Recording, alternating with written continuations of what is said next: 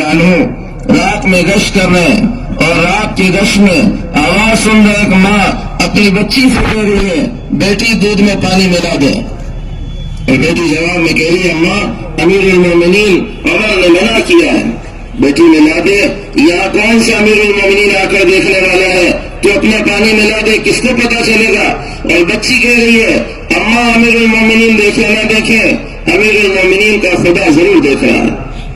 عمر رضی اللہ تعالیٰ عنہ گھر آ رہے ہیں اور بچوں سے کہہ رہے ہیں میرے بچوں اس بچی کے اندر تقویٰ ہے، اس بچی کے اندر خدا کا خوف ہے، اس بچی کے اندر دینداری ہے۔ میری عمر شادی کی نہیں ہے، اگر ہوتی تو میں اس سے نکاح کرتا، تم میں کا کوئی آگے بڑھے اس سے نکاح کرے، مجھے اس لڑکی کے اندر خیر نظر آتی ہے۔ عمر کے ایک بیٹے عاصم آگے بڑھے، کہتے میں تیار ہوں، قریش کا اعلیٰ خاندان اور وقت کے امیر المومنین کا بیٹا ایک عام گھرانے کی بچی کو پیغام بھیجا جا رہا ہے فقط اس کی دینداری کی بنیاد پر،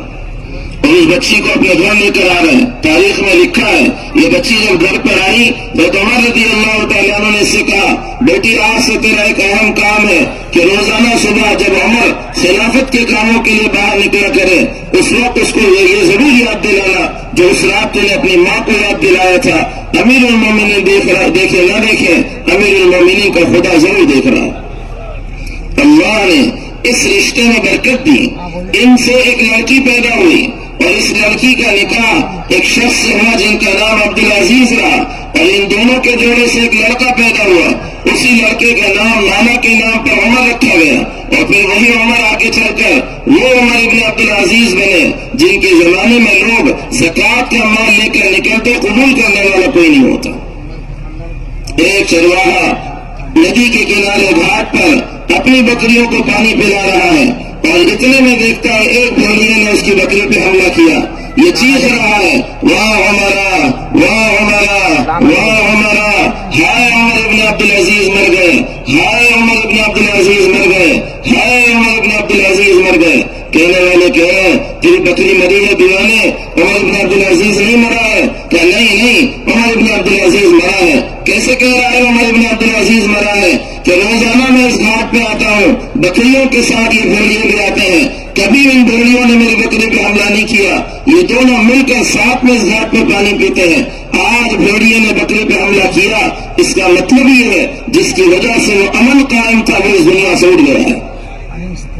چلا لی گئی، خبر لی گئی، پتا چلا ہاں اسی دن ہے عمر ابن عبدالعزیز رحمۃ اللہ علیہ کا انتقال ہوا تھا جس دن اس بھیڑیے نے بکری پہ حملہ کیا تھا۔ میرے دوستوں نیکی اگر بنیاد بنے گی رشتے کی تو نیچے نسلیں عمر ابن عبدالعزیز، عبد القادر جیلانی اور ان کے علاوہ کے نیک لوگوں کی شکل میں ظاہر ہوں گی کہ رشتے نیکی دین کی بنیاد پہ کرو۔ سعید ابن مسیب رحمۃ اللہ علیہ کی بیٹی کو وقت کے بادشاہ عبد الملک ابن مروان کے لڑکے کا وہ رشتہ آ رہا ہے، اور سعید ابن مسیب جیسا تابعی اور جلیل القدر تابعی ان سے کہہ رہا ایک ہفتے کی مہلت دو، ایک ہفتے کے بعد جواب دے رہا ہے بادشاہ سلامت آپ کا بیٹا اچھا خوبصورت اور ولی عہد آگے چل کر بادشاہ بننے والا، لیکن معاف کیجئے میں اپنی بچی آپ کے گھر میں نہیں دے سکتا۔ بادشاہ کہہ رہا کیا کمی ہے، کیا وجہ ہے، اور کیوں اس رشتے سے انکار کر رہے ہو جہاں لوگ اپنا رشتہ اپنی بچیوں کا رشتہ کرنے کو ترس رہے ہیں کہ ہاں کر رہے ہوں گے۔ میں نے تحقیق کی آپ کا بچہ یقیناً بہت ساری عمدہ صفات والا ہے، آگے چل کر مملکت اسلامیہ کا بادشاہ بننے والا ہے، لیکن میں نے معلوم کیا تو پتا چلا نمازوں کا پابند نہیں ہے اور نمازوں میں سستی اور حرام کے معاملے میں لاپرواہی کا شکار ہوتا ہے، میں اپنی بچی ایسی جگہ نہیں دے سکتا۔ رشتے دین کی بنیاد پر ریجیکٹ ہوتے تھے، اور اپنے شاگرد کو جس کی بیوی کا انتقال ہوا تھا اس شاگرد سے اپنی لڑکی کا نکاح کروا دیا، اس لڑکی کا جس کے لیے وقت کے ولی عہد کا پیغام آیا ہوا۔ اور تاریخ میں علماء نے لکھا یہ بات، تاریخ نویسوں نے اس بات پہ لکھا ہے کہ اللہ نے اس دین کی بنیاد پر کیے جانے والے رشتے میں وہ برکت رکھی کہ 500 سال تک اللہ نے اس نسل میں علماء اور صلحاء پیدا فرمایا۔ میرے دوستوں بزرگوں، دین کی بنیاد پر رشتے کرو، دین کی بنیاد پر رشتے کرو، معیار دین کو بناؤ۔ اور پھر دوسرا مرحلہ ہے عین شادی کا کہ اس شادی کے موقع پر اللہ کے نبی صلی اللہ علیہ وسلم کی ہدایت ہے ان آدم النکاح برکتن، اے وَأَيْسَرُهُ مُؤُونَةً، سب سے زیادہ برکت والا نکاح وہ ہے جس میں سب سے کم خرچ کیا جائے۔ فضول خرچیاں، اسراف و تبذیر ہمارے معاشرے میں نکاح کو مشکل کرتی چلی جا رہی ہیں، زنا عام ہوتا چلا جا رہا ہے، اور فضول خرچیوں کی وجہ سے اور جہیز اور منڈے اور اس کے علاوہ کھانے پینے اور دوسرے تماشوں اور رسومات کی وجہ سے نکاح مشکل سے مشکل ہو رہا ہے۔ یاد رکھنا، جس معاشرے میں نکاح مشکل ہو جائے گا وہ معاشرہ زنا کی طرف جائے گا، اور جس معاشرے میں نکاح آسان ہوگا وہ معاشرہ زنا سے اور بے حیائی سے پاک ہوگا۔ کہ نکاحوں کو آسان کرو، نکاح میں فضول خرچیاں کرنا اور بہت عالیشان دعوتیں کرنا اور بہت خوبصورت شامیانے لگانا اور پوری دنیا کی دعوت کرنا اور بہت عالیشان خدمتیں کروانا اور بہت عالیشان تحفے اور ہدایات کا تقسیم کرنا، خدا کی قسم ہے اگر کوئی عزت کی چیز ہوتی نکاحوں کو عالیشان کرنا، مجھے میرے رب کی قسم ہے اللہ اپنے نبی کی شادیوں میں اور اللہ اپنی نبی کی بیٹیوں کی شادیوں میں آسمانوں سے سونے چاندی کی بارشیں کروا دیتا۔ لیکن اللہ نے دکھایا اور محمد رسول اللہ صلی اللہ علیہ وسلم نے دکھایا کس سادگی کے ساتھ شادیاں ہوئی ہیں۔ سفر میں چلتے ہوئے شادیاں ہوئی، غزووں میں چلتے ہوئے شادیاں ہوئی، فتح مکہ کے موقع پر شادیاں ہوئی، اور کچھ نہیں تھا تب شادیاں ہوئی۔ لاؤ اپنے گھروں سے توشے اور بچھا دو دسترخوان پہ، کھاؤ، یہی تمہاری اماں کا ولیمہ ہے۔ معمولی کھجور اور پنیر پر شادیاں ہو گئی۔ شادیوں کو آسان کرو۔ یہ سارے آج کی شادیاں جو یہاں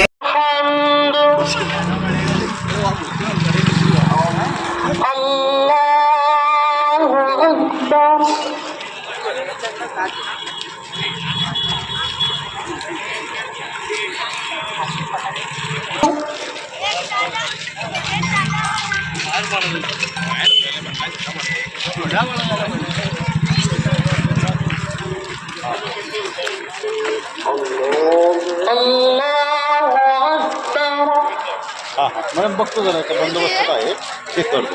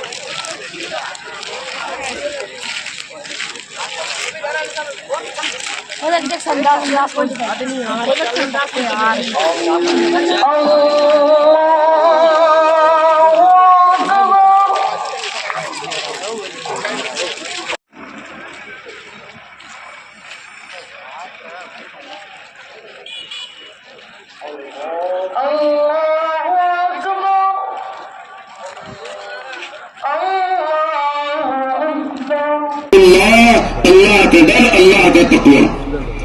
اللہ سے ڈرو، اللہ کا خوف، اللہ کی خشیت، اس پر رشتے کو اٹھاؤ۔ اگر ایک شوہر کے دل میں اللہ کا خوف، اللہ کا ڈر ہوگا تو اپنی بیوی کو زندگی کی ہم سفر سمجھ کر زندگی گزارے گا، گھر کی نوکرانی اور لونڈی نہیں بنائے گا۔ ایک بیوی کے دل میں اللہ کا ڈر اور خوف ہوگا تو وہ اپنے شوہر کو ان کے ماں باپ اور بہن بھائیوں سے کاٹنے کی سازشوں میں نہیں لگے گی۔ ایک ساس، ایک سسر کے دل میں اللہ کا ڈر اور خوف ہوگا، آنے والی بچی کو اپنی بچی کی درجہ اور اپنی بچی کی حیثیت دیں گے۔ رشتے داروں میں اللہ کا ڈر اور خوف ہوگا۔